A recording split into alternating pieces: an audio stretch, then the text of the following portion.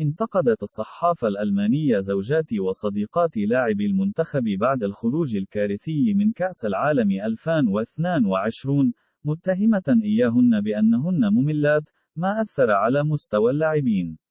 وقالت صحيفة بيلد واسعة الانتشار عن خروج المنتخب من المونديال في الدور الأول: ما هي المشكلة في زوجات وصديقات لاعبي المنتخب الوطني؟ لماذا يغيب المرح والسعادة في وجودهن مع اللاعبين؟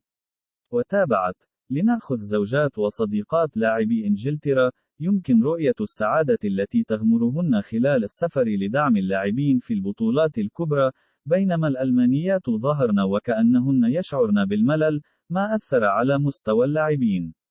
واستعان المنتخب الألماني بزوجات وصديقات اللاعبين عقب التعادل مع إسبانيا وقبل مواجهة كوستاريكا، لكن ذلك لم يشفع للألمان بالصعود إلى ثمن النهائي.